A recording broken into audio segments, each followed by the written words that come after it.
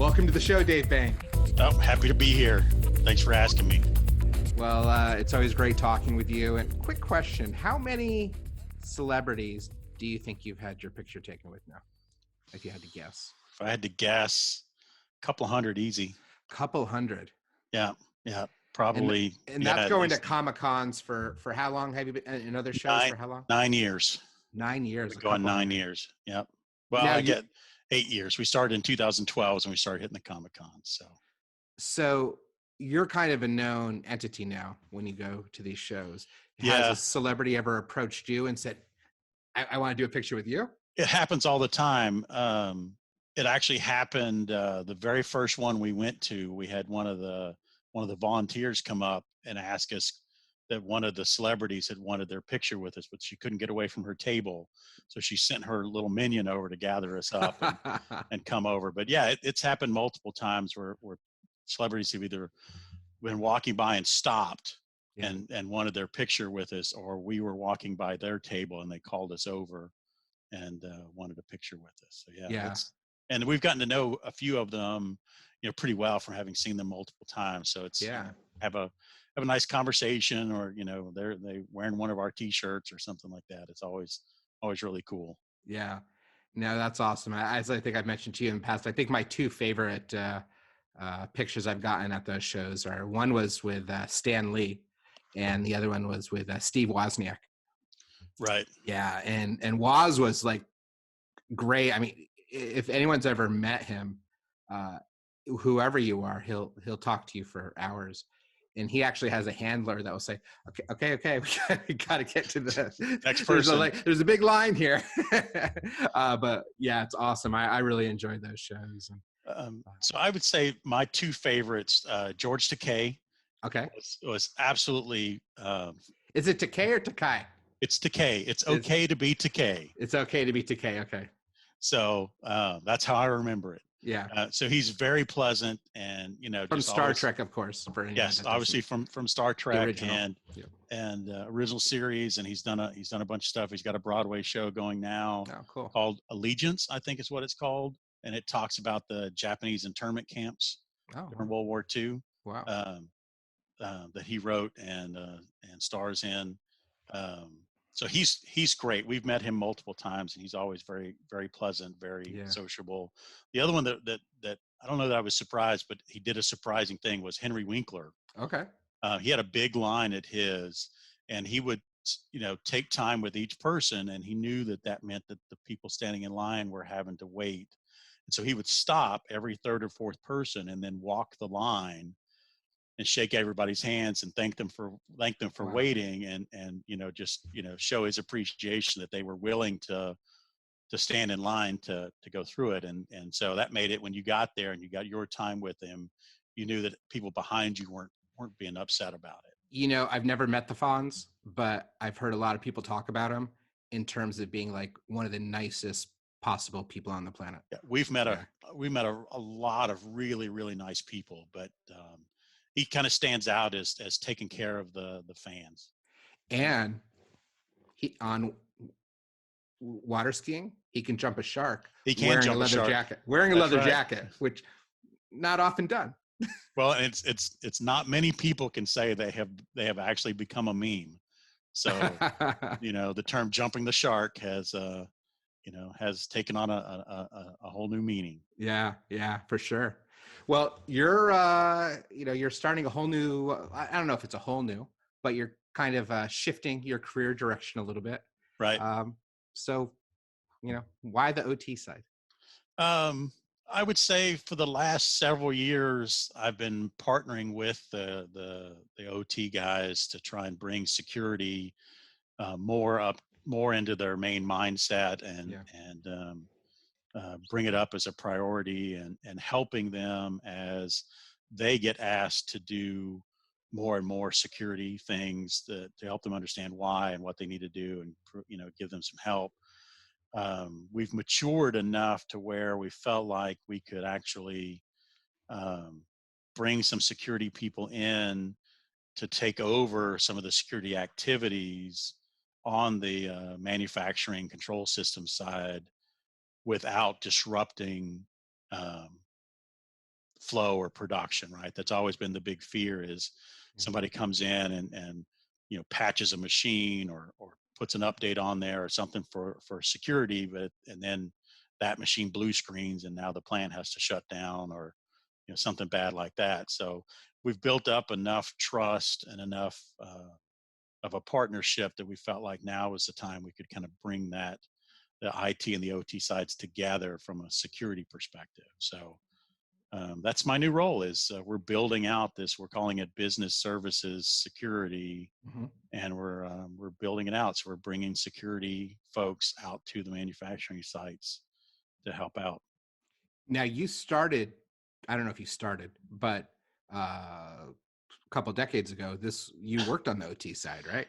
Well, yeah. So I started out, in fact, at the same plant that I'm at right now Okay. is where I started at in 1993. Okay. And it's there. I've met a few of the guys who were young guys back then. None of us are so young anymore that are Yeah. still here, and they remember me from my time back then. And so Oh, that cool. was my first tippy toe into the OT side was way back then when computers were brand new and Yeah. nobody really knew what was going on, and networks were a new thing, and so helping figure out how to get all those things connected and talking while at the same time protecting them from outside influences. So that's something that I've had in my background for like you said, a few decades now. What did you find was challenging or interesting or maybe caught you off guard when you moved from sort of the SCADA PLC, manufacturing side of the house to the IT side, which you've been doing for quite some time, and working with network security and operating systems and applications and things of that nature? Was there any kind of like, wow, this is really different, or this is kind of the same? I would say there was a lot of things that were similar. What I found to be different was the fact that you could touch a lot of machines at one time Mm, on the IT side. And if a machine goes down or blue screens or has to be rebooted, it's very little impact to the larger company. yeah. Whereas on the OT side, you really had to do things one machine at a time, just to be really careful that nothing went down. So that was probably to me, the biggest benefit of being on the IT side was being able to reboot machines whenever you wanted to power them off and on, to put patches on, things like that. And there was not no impact, because to the individual it was an impact, but being able to run a script and upgrade 500 machines at one time was just something you still to this day you can't do on the OT side. Yeah. They're getting closer with certain tools, but there's still a lot of hand holding, a lot of individual, mostly from a scheduling perspective, because you can't Mm, just willy-nilly reboot things or apply patches. You've got to make sure that they're not in the middle of a production run or things like that. So it's a lot of timing and scheduling as well. yeah, I would imagine change management and if there's errors or your fallback procedure is a little bit more grueling. It's when an email server goes down or a critical application or a web server, it is painful. But I don't think nearly as much as something that's related to automated manufacturing or critical infrastructure or anything like that. Well, yeah, I mean, if SAP goes down for 4 hours, people lose a little productivity, but then it's back up again. If the plant system goes down for 4 hours, that could be over $1 million an hour of lost profit opportunities. Yeah. And then you've got the safety side of it as well, that if the wrong system goes down at the wrong time, things could actually explode, and Yeah. Yeah. lives are in danger.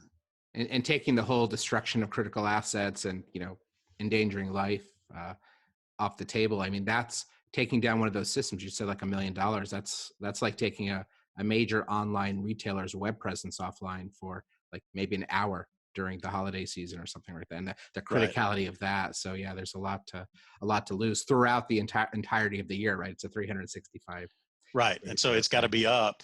They take their outages, they take very seriously, right? So they're planned, they're scheduled.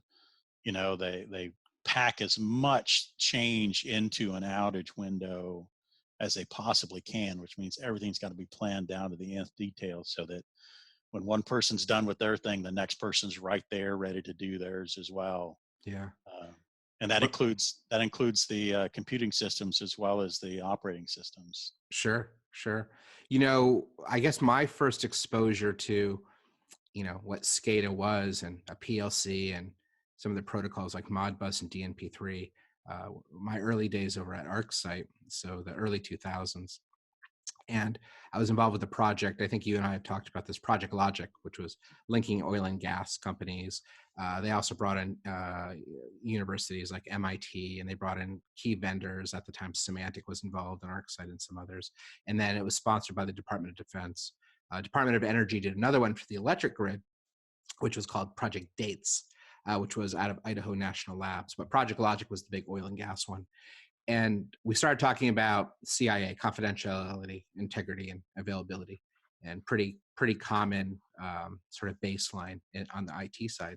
But what I found really interesting on the OT side was it really was all about availability and maybe a little bit about integrity, but availability was, the lion's share of things. I mean, literally keeping the lights on in some of these cases. Yeah, you're absolutely correct. And I would say what I've seen in the last 6 or 8 years has been availability is still top of the food chain, but integrity has come up quite a bit as things like Stuxnet and other things have shown themselves to be an impact to the availability just because the integrity of the data that they're getting has been messed up, right? Sure. So you're starting to see more conversations around how do we know that what we're seeing at the control board is what's actually happening, out at the production system. Yeah. So, And I remember when we first started these operations and doing testing and seeing how we could monitor and correlate and look for volumetric analysis and temporal analysis and pattern discovery, sort of applying what we had learned for, IT security, network security to that side. And it was interesting in the approaches because a lot of the things that we had taken for granted that we had already resolved in the IT world weren't really resolved on that side. It's not because people didn't think it was a good idea. It was the nature of that availability. And a great example, default passwords that were just embedded into systems. And from an IT side, you said, of course, you don't want the password 1234556 embedded in every single device that's in your environment. But on the OT side, they made a really compelling argument, like PLCs. Look, if there's a major incident and we need to get something addressed, right away, everybody on the floor has to know what that password is and has to be able to get access to it. And whether or not it's an employee or it's a contractor or it's the actual vendor that supplies that special box, I think there's ways around that now. Of course, I don't think we need those embedded passwords, but that was one of the things that was like, wow, you're still using embedded passwords. And even at that time when NT40 had been end of life for quite a while, I still know there's some of it out there today. They'd be running Windows NT 4.0, maybe even 3.51, but I saw a lot of 4.0 server running and unpatched. Now I see it running, and it hasn't been patched for 15 years because it's been end of life forever. Right. You can't stick AV on it. You can't stick a local firewall or any kind of protection. You can't harden it. You can't modify it. It's how the vendor sent it to you. It's this piece of digital equipment that controls physics. Maybe it's flow or pressure or heat or humidity, whatever the thing it's doing, it does that. And if you modify it, it breaks the warranty with the vendor. It could cause other problems.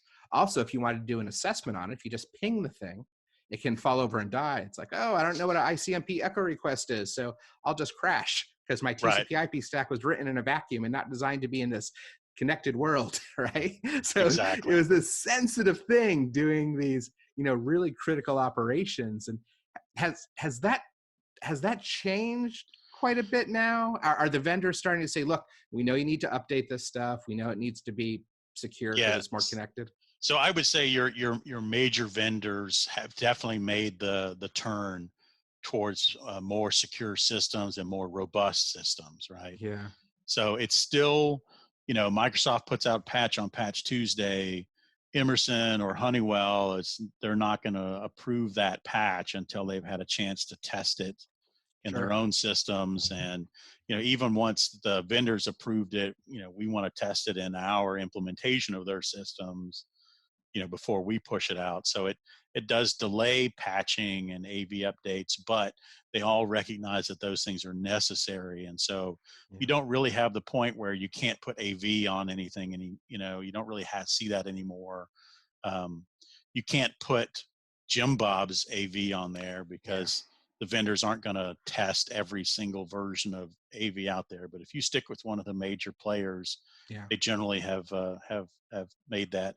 They've also made the turn of understanding that the connectivity between the systems has to be secure as well, especially as they're pushing more and more data up the stack for the companies to be able to do data analytics and things like that to really get more value out of their systems. Then that data has to be secured, because it may not be a confidentiality issue on the process control network, but bring it up into the IT network where now you're putting it into your ERP systems, or you're putting it into your pricing systems or your long range planning system. Maybe now that does have a confidentiality piece to it Sure. that you didn't have to worry about previously. So I would say the vendors have come a long way, especially in the last 6 to 8 years. They've really been pushing built-in security into their own systems.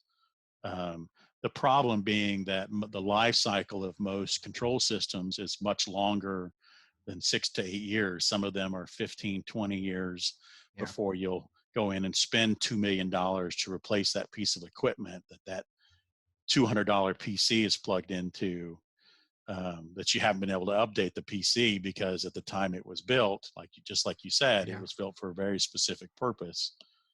And so you have to build controls around them. And that's where, like you said, you can't put local controls on. Yeah. So you have to do network and environment based controls to do that segregation, to do that, privatization around the system so that it can stay upright and happy, fat, dumb, and happy. Yeah. No, sure. I mean, it's, I think about that depreciation model, and I know that's been brought up in a lot of conversations on the Hill in terms of accelerated depreciation for organizations that operate critical infrastructure equipment, so they can get it off the books and get new equipment in. If you have a multi-million-dollar turbine, I hope you get more life out of that than a print server, right? Right.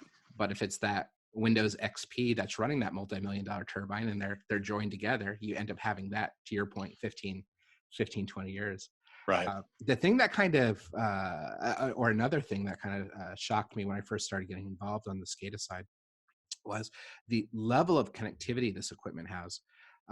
So it's got the traditional stuff, the Modbus, the DNP3, and other protocols that are specific to the automated manufacturing and critical infrastructure, et cetera. Also things like serial over Ethernet, when they decided, hey, instead of just having a serial cable, let's run the protocol over Ethernet so we can network it. So it's got that, but also they're running TCP/IP. Some of them have wireless, they have Bluetooth. There's actually mobile phone apps that can control these devices now, things like open dam, close dam. I have no idea if it's that simple. I doubt it. I hope not. Some of them are, and some of the vendors have that available now. Most of the time you're right.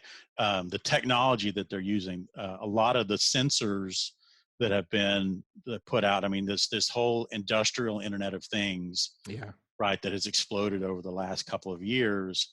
And it's putting sensors in places where you couldn't put a sensor before because there was no way to get Cat5 run to it, or fiber run to it, or copper run to it. But now it can run on Bluetooth or wireless, or one of the other wireless protocols, Zigbee or whatever. So you can get that data to something that can now be connected to the network. And so, which just, adds more and more data to what you're having to flow across the network. But the flip side of that is now you've got to, again, secure those devices, right? So you do have a wireless device, And in some cases, it's just doing passive monitoring. So you're not worried too much about it controlling something. But in other cases, you do have a wireless device that does have the capability of opening, closing valves, Yeah. shutting down systems, raising pressure, doing those types of things. And so, you've got you've got somebody like me who's worried about the guy sitting in the parking lot with a Pringles can, Yeah. that's making changes or whatever. So you have to be very, very, very careful about that stuff. But we have certainly looked at those types of applications in certain places where, the one that comes to mind is we have barge docks where we load chemicals on and off of barges on the river, Okay. and the control room for that is on land, right? So you've got a guy out on the end of a pier who's hooking up hoses and doing the actual transfer. Well, giving him the ability to watch the control systems while he's down there and see, is something going wrong? Is heat going up? Is everything flowing the way it's supposed to be, without having to walk 100 feet down the end of the pier and into the control room, or have to be on the radio with somebody who's watching it. Yeah. Then he could, not necessarily control it from that handheld device, but reach over and turn the valve as necessary, without having to have that delay of going back and forth. Yeah. There's some actual value to that. Yeah. And so it's things they're coming, and in some cases they're there, and in some cases it makes a lot of sense to put them there. And you can't just do the typical knee-jerk reaction of no, that's, we don't allow that kind of thing. Yeah. You have to have a risk discussion as to where's the value and how much of a risk, and what controls can you put in place to lower that risk. Yeah. Well, I think a good example is if a traditional IT network security person came in and did an assessment, they'd say, "Wow, what are all these dial-up modems that we have sitting in this SCADA environment?" Right? It's like, we got to get rid of all these. That's job one. And the guys are, "We can't. This is how the vendors get in when we have an issue." Right? So. Well, and we went through that and early in the journey, 8 years ago. Everybody kept saying, "Oh no, we don't have to worry about security because we're on a segregated network." Yeah. And we're like, "Oh, really? So how do you so if you're at home at 2 a.m. and get a phone call, do you drive in?" Like, no, I just dial up on the modem that's connected directly to the equipment. And we're like, aha. Yeah. So you're not as segregated as you think you are. And I don't think that air gap ever existed. exactly. And it was coming up with the facts of how do you show that, right? Yeah. So Yeah. one of the big things we did early on was standardize on remote access for both our employees and vendors, in a way we could get rid of the dial-up modems that were directly connected to equipment and give them a capability of going through, but we were able to put in two-factor authentication and put in VPN tunnels and do all these other things to secure that connection that was never there before. Yeah. But Yeah. if you were lucky, that modem was set to dial back. Yeah, dial back was one of the first procedures, right? And then people started adding multi-factor authentication plus the dial back to a finite set of numbers that it could dial back into. And but I remember those US robotics modems that were kind of like the gold standard. Yep.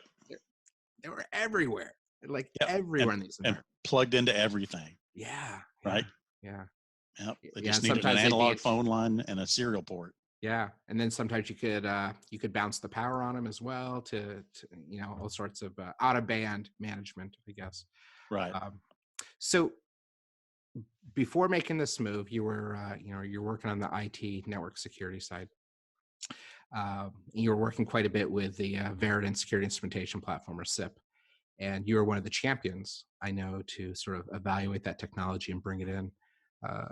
What were some of what were some of the reasons that you wanted to look at that? What sort of brought SIP to top of mind to say this is something we wanted to evaluate? Well, so when we first started our security program, it was, where are all the gaps, right? Where do we need to put technologies in place where we don't have anything right now? Yeah. And so we were able to go in and fill the gaps, and we did the typical thing, right? We bought IPSs, we bought firewalls, we bought, WAFs, we bought all these different things. Yep. And then the next question is, well, are they working?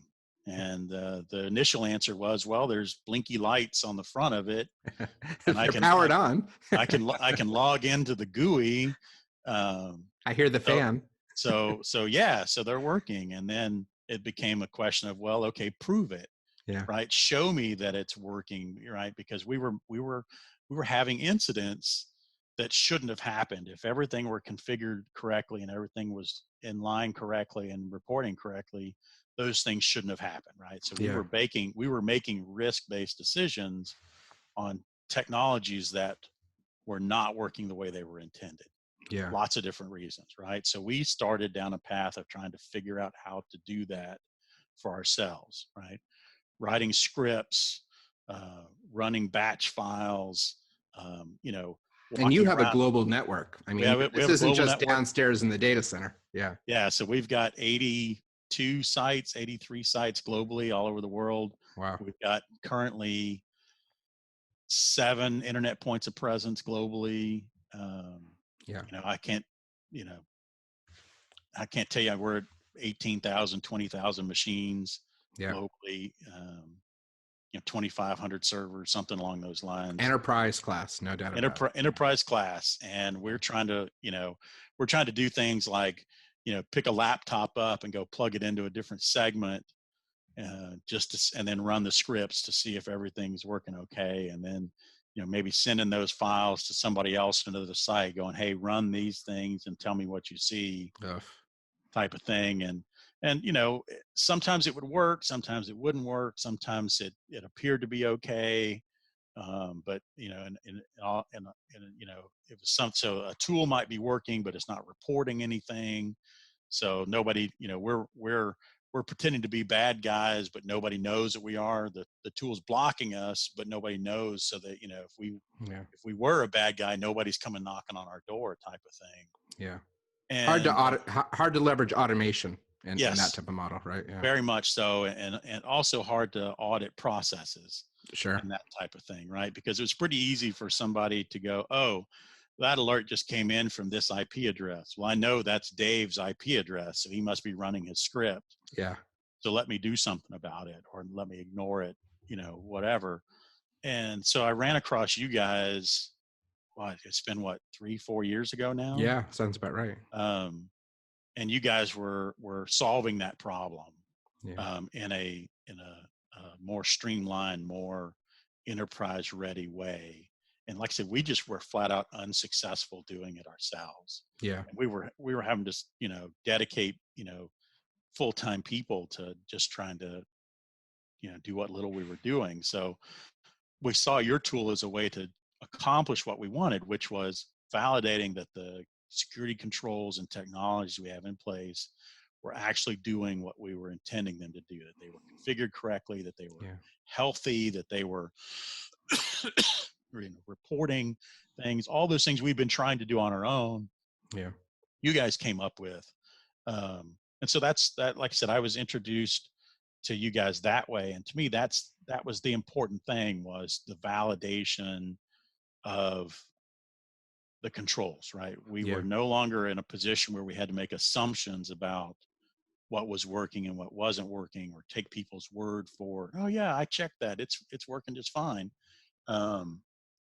Not knowing that they had gone in and changed the configuration because something else was broken, and this fixed it, without knowing what the impact of that was. Well, and with such a massive, and I'll use massive to define your global environment. Is that a fat joke? Maybe a beer joke. I don't know. There you go. So things are constantly in a state of change. By the time you audit something to determine it's working and you write the report, I guarantee something's broken. Right. So that constant state of change, and being in a business that's predicated on automation, right? It just seems like a natural fit. Which we have a pretty good chunk of customers in the critical infrastructure space, specifically oil and gas as well, and chemical, et cetera. So it makes sense, because I think people like you and your organization, they get the value of that automation and how that comes into be. I'm wondering how how long did you've had it for about 4 years. How long did it take before some of the higher ups started getting interested in this from a business perspective and saying, hey, we want to look at some of this data because we're spending quite a bit of money on cyber and we want to probably make sure we're getting some value from this. So it's interesting. We had kind of a long road to implementation for you guys because of some internal resource issues, Mm-hmm. but we were able to spot pretty quickly misconfigurations, right? Where somebody had, plugged the wrong thing into the wrong place, or thought they were covering something. And so, um, nobody was attributing it at a higher level to Veridin, but they were paying attention to the fact that we were identifying these misconfigurations and these gaps in coverage.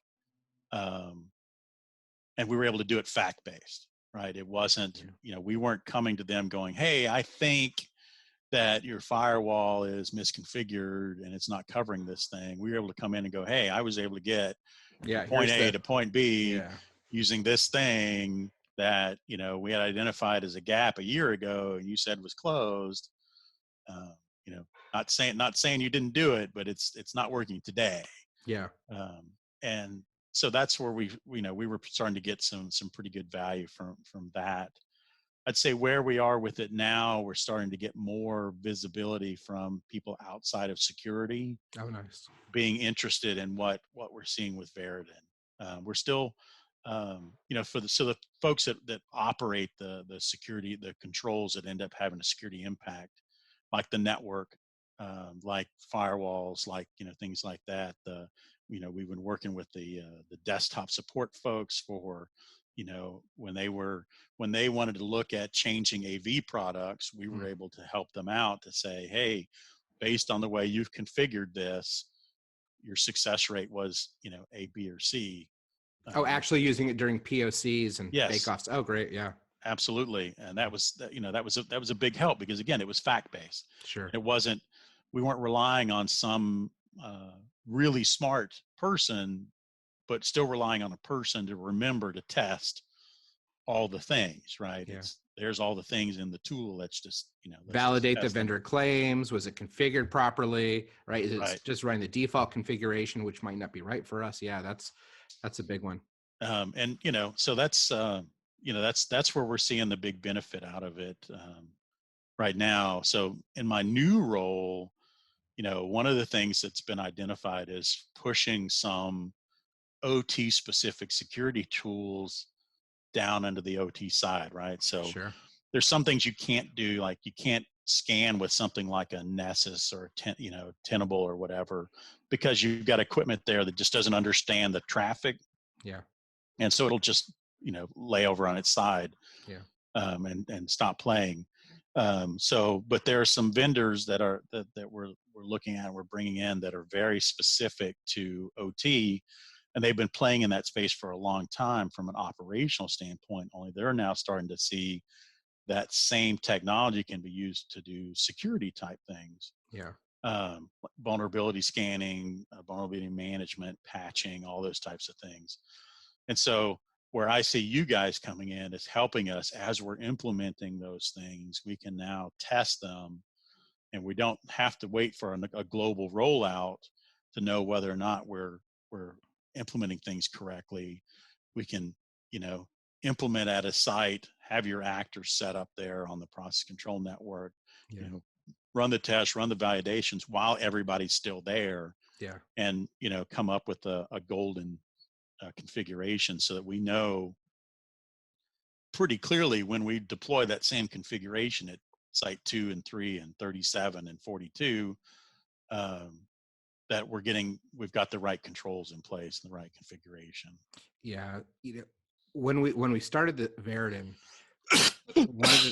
one of the things that really made sense was this will play really, really well in these process control networks, these high availability critical infrastructure type environments, particularly because of that actor architecture, right? you're not deploying actors on historians and Right. PLCs and other SCADA devices. They're self-contained.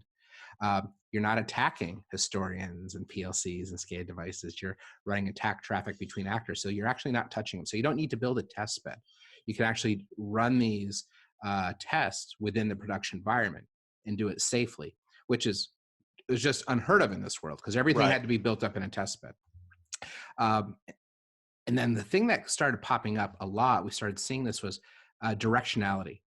One of the chief concerns that we found in these environments was, A can talk to B and B can talk to C, but C should never be able to talk to A. So a lot of that was facilitated through different segmentation controls, like unidirectional diodes, for example. Right. And with the actors, you can quickly say, hey, A is talking to C and C is talking to A with no problem. And it's like, why is this happening? So those were discovered pretty quickly. And those things happen. You Absolutely. big enterprise networks, things get misconfigured and changed and updated and broken and everything else. So that was a big one. But also being able to validate that some of the sort of, we'll call them SCADA specific signatures that are on the your control systems that are wrapped around these security tools, right? Because like you said, you have to sort of build this hard outer shell for a lot of this stuff because it's the way it operates internally. So making sure that are those devices really configured and alerting on attacks that would be relevant in this environment and validating that and go through the tuning process to make sure it is. And the ruggedized firewalls that are sitting out in some shack that have been sprayed with Linux or whatever, and black widows are crawling over them. At least that's how I imagine them. Right. Certainly some Validating they're doing places this like that. stuff. Yeah. Yeah. So I always like that model, and of course you've done that on the IT side. To me, it's just a logical extension now to start operating that way on the OT side. Absolutely. And again, that actor um, architecture makes the guys that are responsible for those control systems much more comfortable about it, Yeah. right? That they're not having to install anything, we're not having to come in and put an agent on and do all those other things, but we can pretend to be one of them to make sure that, what we've seen in the past is some engineer gets the smart idea he wants to be able to get data from the process control network, but the firewalls are in the way. So he sticks a second NIC in his IT machine and plugs that directly into the process control network, not realizing that he set it up in bridge mode. Yeah. And he's now basically a switch between the two networks. We've seen that before. It wasn't anything done maliciously. He was just trying to get his job done. But Yeah. now we can see that, potentially saying, hey, A should not be able to talk to C, but it is. Well, how is it talking to? The firewall, I'm not seeing any traffic on the firewall. Yeah. How could he be talking? Well, okay, well, let's trace it down. How is that traffic being routed? And it turned out somebody's done something for perfectly legitimate reasons, but it breaks the security controls. Yeah. And I love the notion, you alluded to this earlier, is maybe there's a dozen, 2 dozen, 50 tests, whatever that I want to run, and I want to run those tests every single day. And this is my expected result when I run this test. If it ever deviates from that, it's because something changed that shouldn't have changed, and I need to know why. So I can manage these massive global networks by exception because I'm running these same 50 tests in all these locations. Every once in a while, I'll add more to it or modify it.